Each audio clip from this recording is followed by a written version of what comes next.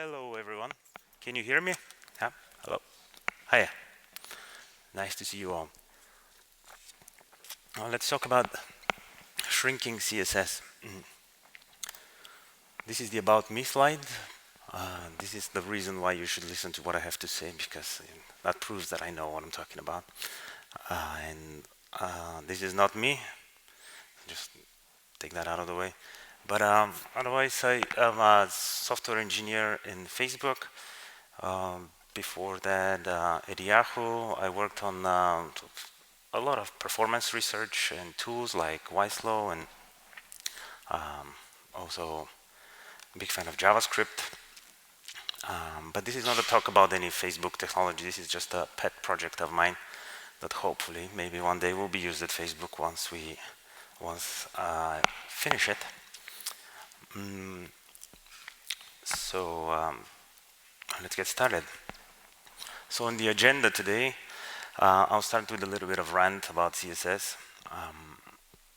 I don't really know much CSS, and that's why I decided to write a CSS minification tool. So I was hoping that once I learn more about the syntax, I'll be able to be a better CSS developer. It didn't quite happen. Parsing CSS. So part of the talk is about minification, but it's mostly about writing CSS tools and CSS transformation tools, parsing and so on, because I would like to encourage people to consider writing their own CSS tools that do some sort of code transformation, work with AST and so on.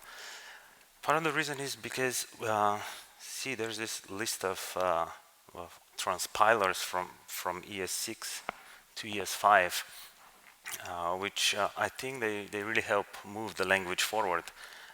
So you don't have to wait for all the browsers to implement all the features. You can start using new features as soon as they are more or less settled or just proposed, and then give feedback to the committees and so on.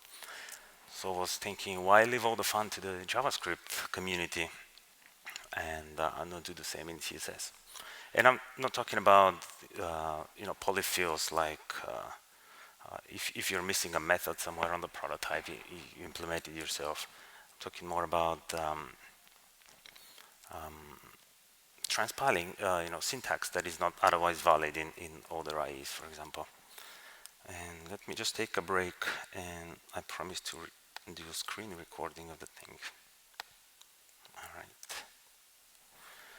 So writing CSS tools is one of the messages that I want to emphasize. So let's start with a rant. Why bother with CSS and CSS minification? It's mostly about performance, about web performance. Because you have an HTML page with some images, script styles, fonts maybe, and images are inherently asynchronous. JavaScript can be made asynchronous. You can load JavaScript files asynchronously, so they don't block the display of the page. But without CSS, there's nothing really to display. And the way the browsers work is they wait for all the CSS to arrive before they start rendering something. So in this sense, CSS is the critical path of loading a page. And you only have a limited time to make an impression on the users, how responsive your application feels like. And you have about 200 milliseconds before the app starts to feel slow. So if you can render something, a header, anything, within 200 milliseconds, that's great. And I just wanted to share this slide from Patrick from The Guardian that I found really amusing. Is that's the worst user experience, right? You stare at a blank page just because it's waiting for some CSS file to load. And the comment here is, this is the story of my life, staring at the blank page while CSS is coming over the wire. So how do people deal with that blocking nature of CSS? So the goal is to load the CSS as soon as possible, so that you can display anything. And one strategy to do that is to split the CSS into CSS that is part of the critical top part of the page that you can display, in CSS that is used later on, maybe in different pages, and load the critical part as soon as possible, which also means even inline it at the top of the HTML document. That may look counterproductive, because what happens, you lose all the caching and so on, but you are saving on one HTTP request one more DNS lookup, maybe, if the CSS file is loaded from a CDN, and turns out to be faster. And that's what a lot of companies that really worry about performance do. If you look at the Google search results, you see all the CSS inline there. That's what we do in Facebook social plugins, like the like button. The CSS is inline. And also Bing, and they do something even more complicated, is they load the CSS inline at the top of the page the first time, then they write a cookie and say, okay, this CSS has been loaded, and they load the same thing as an external file. So the next time you visit, they read the cookie and say, okay, this CSS is already here, so I'm not going to inline it. And some other folks, like the Guardian website, will take that CSS and store it in local storage and read it from there. So a lot of crazy stuff people doing just because there's too much of payload in CSS and you need to get it out of the way as soon as possible. So one of the problems with the CSS is that it's too easy, almost too easy, right? So you have a selector and say, okay, I want to find something on that page, and then I can set one or more properties with their values, and that looks so easy that probably we shouldn't be even paid money to do that for a living, right? That's too simple. But CSS is also hard. It gets really complicated really quickly when you start trying to position something or do column layouts and all that stuff, because CSS wasn't designed as a layout engine, right? So you just use a bunch of hacks, or you use a library to do that. But again, when you use a library, and then you probably don't need everything from this library, so your CSS payload gets even bigger. So positioning, block formatting, context, things like specificity, cascade, CSS inheritance, how does that work? So this is actually a nice list if you interview people. Just ask them to explain one of those concepts to you when they say in the resume that they know CSS, and it gets fun. So this is what Douglas Crockford has to say about CSS, is that CSS is long, fragile lists of self-contradictory rules. And if you ask him, it should be thrown away and replaced with something more reasonable. And you've all seen a picture like this, right? Where you look at your inspector and you see most of the times crossed out and not needed and not used. But you still have to send all that payload to the user, right? So what can you do to avoid things like that? And because CSS is hard, when you deal with specificity, you start writing longer selectors to override something, then or somebody else a couple of months later looks at this and say, okay, what the hell is this thing doing? And can I refactor it? But I don't know why it was there. And the refactoring is almost impossible. And just when you start a new project, your CSS is nice and lean, but a couple of months down the road, a couple of people, it just grows and grows. And the refactoring is almost impossible. And what people do most of the time is just start over and rewrite everything from scratch. So what is the solution to this CSS problem that we have on the web? It is to really learn CSS and not just experiment in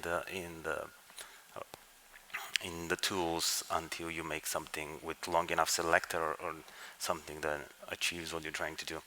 And there's lately has been sort of a newer thinking on how to organize CSS, how to write CSS in terms of architecture. And I have a few pointers at the end. But meanwhile, while we learn CSS and how to properly architect CSS for larger web applications, what we must absolutely do is gzip and minify. So, minification and how do we go about it? So looking around at what CSS minifiers are available out there, you can see that they are either based on regular expressions or of some sort of a parsing that I called partial parsing, and I'll explain what I mean. So when you take a bunch of CSS and you look at the AST that you get back, then you see something like this, right? I have a CSS block here, and I have an array of selectors, and then I have an array of declarations, and that's all pretty nice, and you can do a bunch of stuff with this, quite a bit actually.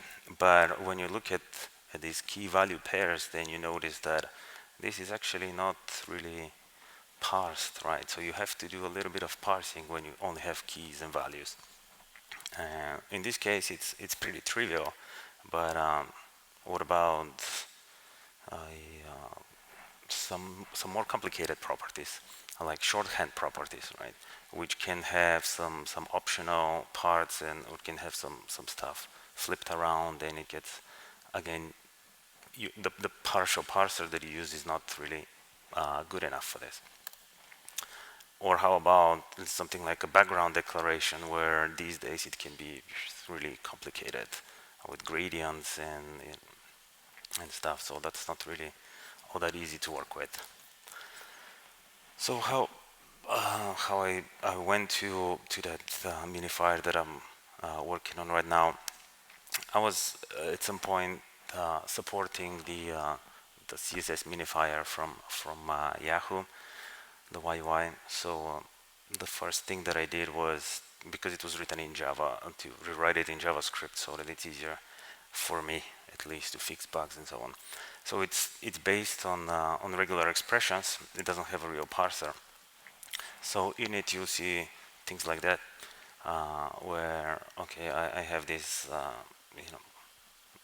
bad-looking regular expression to try to strip some spaces and minify in this way, and it worked most of the times, works fine, but then it's not okay to strip spaces around plus sign in calc and so on. So it's not really robust.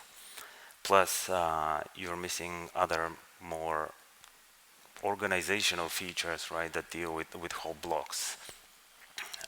And this is what in the bug tracker people started asking for, features like this. So next I thought I will write my own parser, because I looked around and there was nothing in JavaScript, so this was years ago. I say, okay, we have to have a parser in JavaScript. Eventually I lost steam, but I have some blog posts explaining where I was at. And I even decided to pull a Crockford, that was Crockford in his diagrams for JSON and JavaScript and so on. And I said, I'll write me these nice little railroad diagrams that will help me understand how to parse the CSS. Anyway, so I forgot all about it, and then came back a few years later, and there was already some existing parsers written in JavaScript. And there was this one called Mensch that was just released a few weeks ago when I started looking, by Brett Stimmerman. And there were these other ones, like the one written by Nicolas Zekas that's used in CSS Lint, or the one by TJ that they're used in the rework tool. And he has a bunch of CSS tools, which is great. But Brett mentioned that he's inspired of those, and I said, okay, I'll use this one. But when it came to minifying shorthands and so on, I thought that it's a partial parser and you cannot get that far away with it. And then I looked around again and found this CSS parser called Gonzalez, which gave me much more detailed abstract syntax tree, right? And a lot of those tools that I mentioned are have little demos on this website, CSS patterns. I snatched this expired domain and just put up a bunch of things that I was working on. So if you see, then you can play around with Mensch and see what kind of tree it gives you if you decide to do your own parser, right?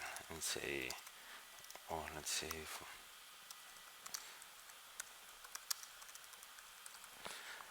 right. So this is sort of a pretty print, and this is the abstract syntax tree. It's really nice to work with, right? You have a bunch of rules in a style sheet. In there you have selectors, declarations, but again the values are only partially there. And if you take the same thing in Gonzalez's parser, and then you see that in the declaration you have a property which is has an identifier, and then the value of this property happens to start with a space, and then a dimension which is much better defined. It has a number and a unit value, and then some more space. It also preserves spaces and comments, and you can do interesting stuff with it. So this is just a screenshot in case the demo didn't work, and that's how this CSS shrink tool was born. So it's all written in JavaScript. You can install it on the command line with npm, or there's also a let's see, a web UI thanks to the magic of browserify, right? Then you can have you can just test and see how that works, and see your savings here, and before and after gzipping. You also see some pretty representation of what structural changes were done here. So in this case, I have a let's say two media queries that happen to be the same and adjacent, and they also happen to have the same rules here if you manage to convert the colors to the shortest representation. So these can safely be merged, and you see what the kind of structural changes were done. Right. So what does the tool do? And so the first thing a minifier should do is, of course, deal with comments and white space, right? And this is the easiest transformation, and it's pretty safe, right? And you take into account where the space matters, and this I separated this part of the project into another library I called Pretty Ugly, that you can have prettification and uglification of the code. And so if you decide to roll your own, or you think some of the modifications that CSS Shrink is doing are not safe, you can just pick and choose only the ones that matter to you and the one that you consider safe. So then colors. So essentially brute forcing, taking any color representation, converting it to all the possible representations, and taking the shorter. All right. So if you have, if the keyword happens to be the shortest one, or there is the hexadecimal representation that is shorter than the 6 characters, and because I'm using a library called color, I think, from the npm, and it does all that stuff for me, so I didn't have to do that myself. I'd say rather reuse something that people have done and tested. And it also supports all the other colors in CSS, and even some that are not supported in CSS, like HSL. For example, I know a lot of designers prefer to define colors this way, so why not give them the option? So as a side effect of this minification, my tool supports a bunch of other ways to represent color.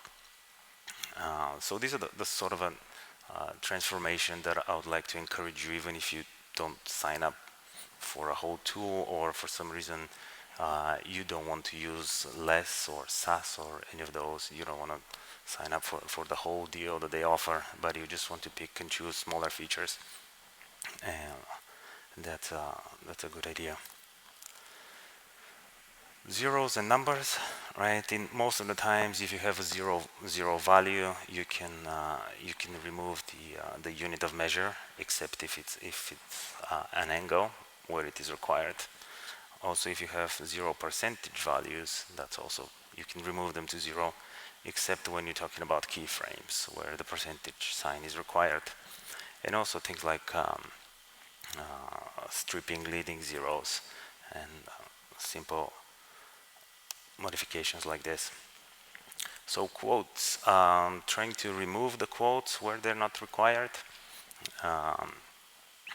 For example, in a URL that doesn't have spaces, and the first thing, I've tried to make all of them consistent, right? So hoping that this will help with the minification as a side effect of the gzip.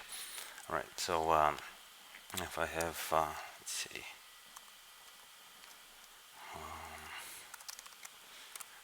let's say font family, something like this. Turns out that this is the space, the quotes here are not required. Most of the people use them because, you know, maybe the space matters, but it doesn't. It's just a comma separated list of stuff. What is this? So this is the result, and I strip the spaces where they're not required, or in imports and stuff like this. When the URL is not required, I'll remove that. And if everything fails, just make it consistent, right? And I think I settled on double quotes, I guess. So let's see if you have at char set. Yeah, so the single quotes get changed to the double quotes in the cases where they're required. Keyframes, if I see the word from, it's ever so slightly shorter to use 0%, so I'll change that everywhere. If you see 100%, you can say 2 instead of 100% because it's a little bit shorter. So if you see something stupid that I'm describing, please let me know. Or if you see something that I'm missing, also please let me know. Part of the presentation is just to seek feedback for the minification part of it. For those pseudos, there is a shorter syntax that is supported back in IE. So except if it's two-column selector. So I'll just convert those to single one.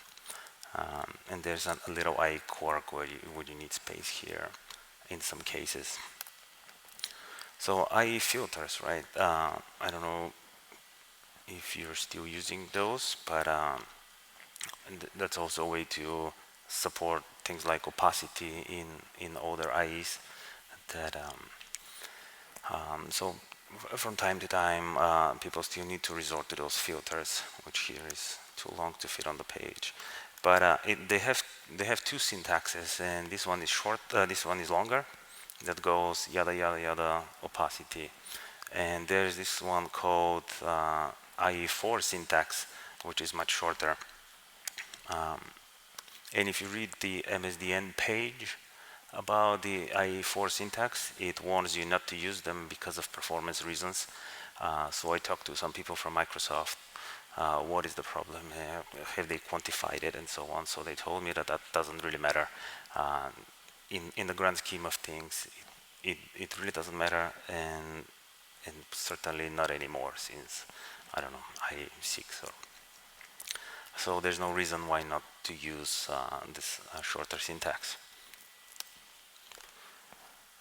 When dealing with font weights, if I see the word bold, I change the numeric value, some with the word normal.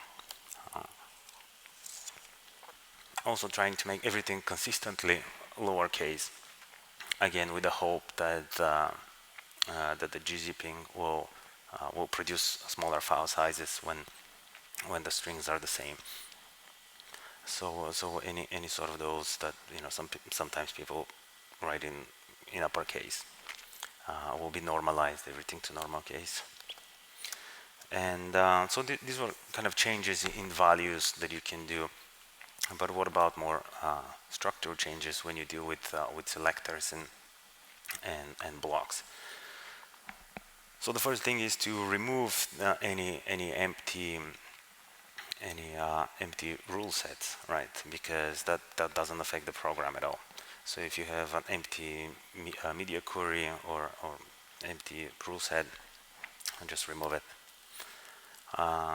Duplicate declarations, when in the same block you have the same key and the same value, doesn't matter if they're adjacent or not. After you convert the colors, then you notice that they're both the same color, and then they can be merged, and you just leave the last one. I'm not removing yet duplicate keys, duplicate properties that have different values, because a lot of time people use that for backwards compatibility. Let's say you want to define a color with RGBA, but a background color, but then you also define it first as white, so that IE versions that don't support, or any browser that doesn't support RGBA, will fall back to the old one.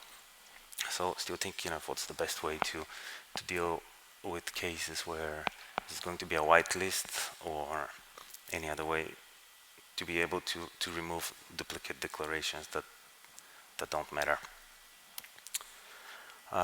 So duplicate selectors, if you have the same selector twice for some reason, right, you can remove one of them. When you have adjacent selectors, right, when you have the same selector and two blocks right after each other, then you can merge those into one. But they have to be adjacent, because otherwise the way CSS works is it matters where it is depending on what's in the middle.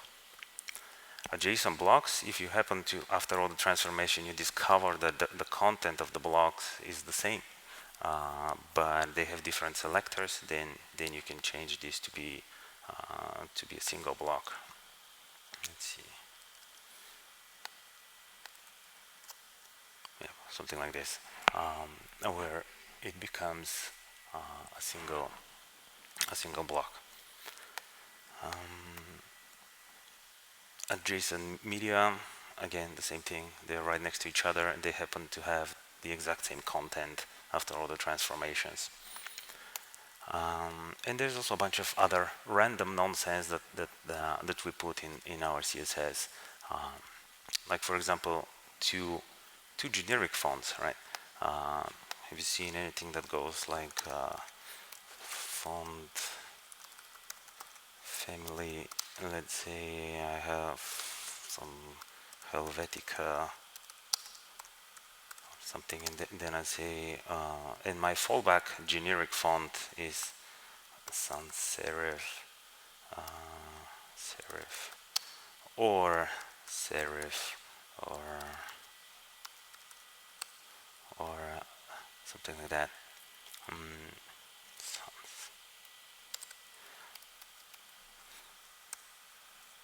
Or monospace, right? So this thing doesn't make sense anymore. Once you the browser finds the first generic font, the rest doesn't really matter. So it can safely be stripped from the minified code. Invalid properties or values. This is coming up where I need to do proper lint and proper validation of the CSS, so that if there's anything with wrong syntax or value that doesn't make sense for this property, and anything that the browser will ignore, shouldn't be sent to the user to begin with. And things like if you have an inline element and you set the width or height, it doesn't do anything, right? So why is it there? But this becomes a little bit unsafe. There's probably going to be an advanced minification mode, because what if you change that inline element to be a block element with JavaScript? Then suddenly these things start to matter. So it's kind of a general rule of thumb. It's not a good idea to manipulate CSS with JavaScript because it will break potential optimizations like this. Same thing with borders.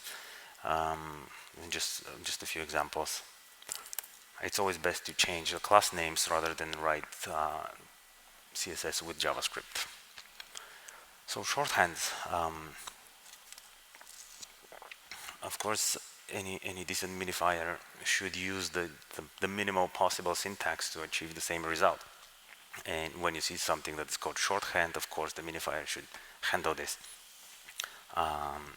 Mine is not yet, so that's why I don't consider it finished.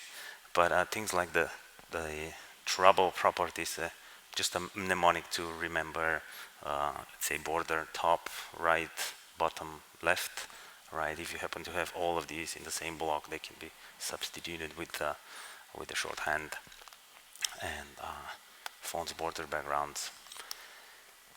Another possible optimizations is to convert units, right? If you have an animation that lasts for 1,000 milliseconds, it's shorter to say it's just 1 second. And I was also working on the converting angles depending on what's the shortest result, but it's currently commented out because it's not all the browsers support all the angles definitions, and some crazier things like if you have a pixel value that happens to be shorter in some other unit, an inch for example, but they're equivalent, why not use that? Yeah, also removing duplicate keyframes, no matter where they are. They don't have to be adjacent. If you have keyframes with the same names, the last one wins. Renaming, yeah. So when you minify JavaScript, you can take all the local variables and change, let's say, var first name to var a, right? And use shorter names. In CSS, that's not really all that possible because you cannot change a font family to anything else, right? It has to be this thing. But at least for some things like names in keyframes, you can rename them. Of course, it's potentially unsafe if you use JavaScript to manipulate those keyframes. And also variables are coming up and now supported in newer Firefox. This is something that the CSS community has wanted for a while, right? Instead of repeating same value over and over again, and use variables. So if there are variables, they can be finally renamed to shorter representations, just like in JavaScript. But we're not there yet because not all the browsers support them. But that doesn't mean you cannot use CSS variables today and just have a lightweight transform that will take the AST and convert all the variable names to expand them to. All right, and my computer crashed. I think it's probably because I'm recording it and so on. So tools. When you create a CSS or any sort of code transformation tools, right? The most important thing is not to break people's code. And how do you know that this thing works? And with CSS, any little change that you make ends up screwing the display. So you have to test in different browsers. And like I said, divide and conquer. I decided to split the project into few smaller ones, for which Node Package Manager is the greatest thing to organize different loosely coupled, separated projects and use them. Even benefit from other people. Like I said, I'm using a color library from someone else. So I ended up creating a bunch of packages. The Gonzalez AST. So the Gonzalez parser can parse and then stringify the code, but it doesn't support AST to AST transform. So that was the first thing that I had to do. I'll talk about CSS diff, which you assert the results before and after, and CSS test battery is just a bunch of CSS and HTML from popular libraries, or CSS Zen Garden, just a bunch of stuff that you can use to test your transforms. I'll talk about this in a second. No way. Did it die again? All right. So the CSS diff thing is you take an HTML and the CSS and you do your transform of the CSS and then load the HTML with the before and the after state, take a screenshot, compare pixel by pixel, and if there's something wrong, you fail the test if there is even one pixel missing. And for this, I'm using Phantom.js for Firefox, Trifo.js was it for IE. There was also one in for Firefox, but anyway, there's a newer project called Dalek.js, which I didn't end up using yet because it said it's not really complete, but it looked really promising because it can load the page in the real browser as opposed to Phantom.js. So.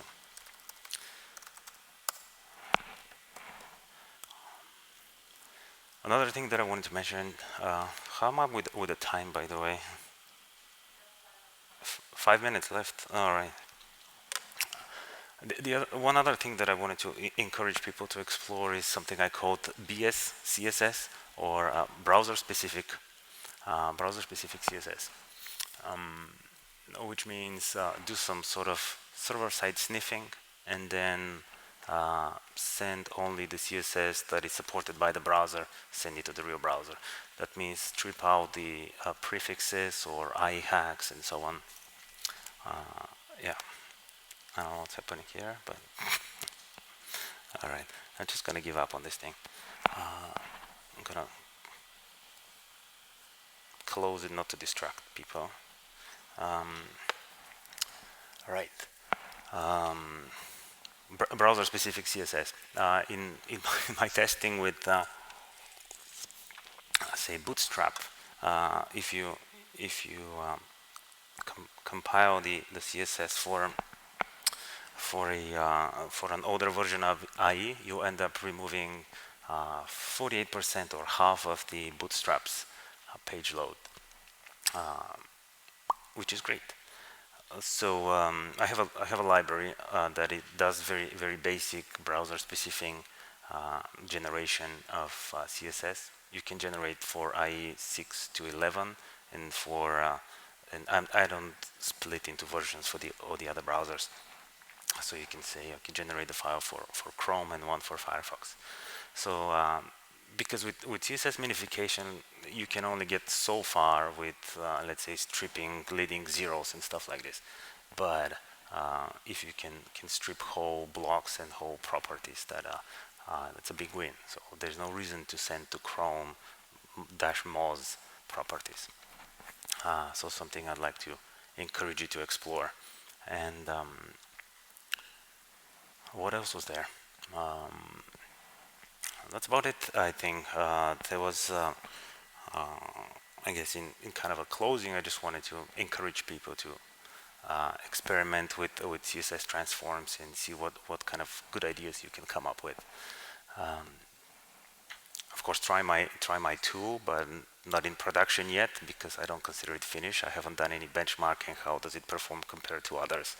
But with the transforms that I have in mind, it seems like it should pretty soon be the best of breed that's out there. And I had a few pointers to learn CSS at the end. So if you find anything from Nicholas Gallagher, any sort of presentations from him, or look up object-oriented CSS and SMACSS. And there's one really good one that I liked called CSS for Grown-ups, or CSS for Grumpy Old Men. It's really awesome. With that, I thank you very much for your attention. Sorry for all the computer trouble. And if you have any questions or anything you want to chat about, I'll be around. And thank you very much.